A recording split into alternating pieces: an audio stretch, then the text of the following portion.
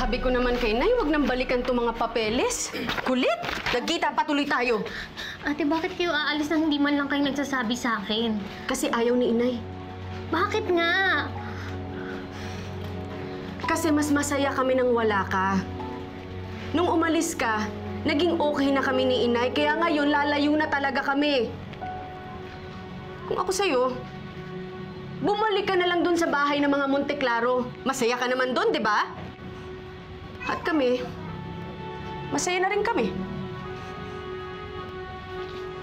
Teka lang, ate, kinakausap pa kita! Ana. Hindi ako naniniwala sa'yo. Nagsisinungaling ka lang dahil gusto mong sarilihin si Inay. Mahal ako ni Inay, hindi niya ako iiwan. Nagsisinungaling ka lang! Hindi ako nagsisinungaling! Nakita mo? Wala na mga gamit, oh! Nauna na dun sa Bicol! Alam mo, kung ako sa'yo, huwag mo nang ipilit yung sarili mo. Baka masaktan ka lang! Hindi ako maniniwala sa'yo. Hindi ako maniniwala sa'yo hanggat hindi ko mismo naririnig yung kay Inay. Ah, ganun? Gusto mo? Ha? Halika! Nasa terminal si Inay! Sasabihin niya mismo sa'yo na aalis na kami at iiwan ka na namin!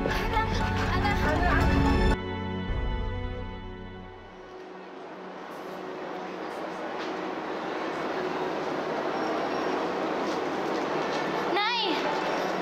Nay! Ana!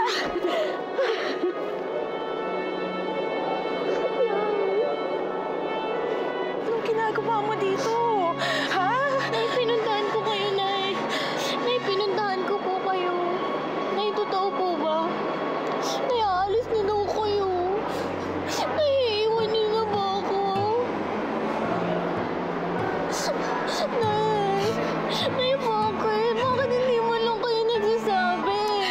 Anak, magsasabi ako. Magsasabi talaga ako. Pagdating ko sa Bicol, ang bala ko talaga susulatan kita eh, ha?